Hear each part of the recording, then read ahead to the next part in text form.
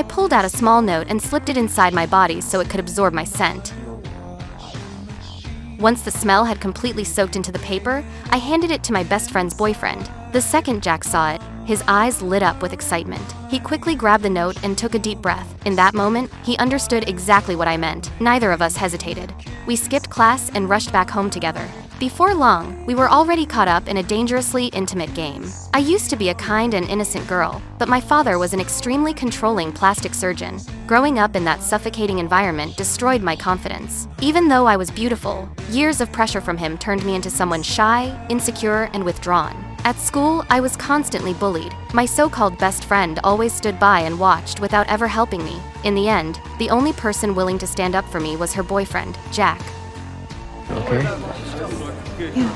The moment I looked into his gentle eyes, feelings I had buried for years started coming back to life. But Jack already belonged to my best friend, so I forced myself to hide those emotions deep inside. Unfortunately, my best friend noticed the change in me almost immediately. One day, she offered to teach me how to skate and brought me to an abandoned ice rink. I had never skated before, so I slammed hard onto the ice the second I stepped out there. While I struggled in pain, she stood nearby watching with a satisfied smile. I kept begging her for help because I couldn't even get back up, but instead of helping me, she started threatening me. He's mine, you know. What? Who? You know who I'm talking about. That was the moment I finally understood the truth. She never brought me there to teach me skating.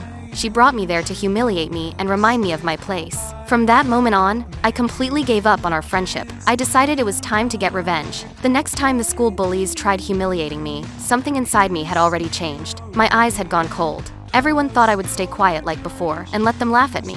But for the first time in my life, I walked straight toward them instead. The confidence in my voice instantly made them nervous. After just a few words, their faces turned pale. And when I looked at Jack again, I no longer avoided his gaze. Instead, I stared at him with a teasing smile and obvious desire in my eyes. Of course, my best friend noticed that too. What she didn't realize was that my revenge had only just begun.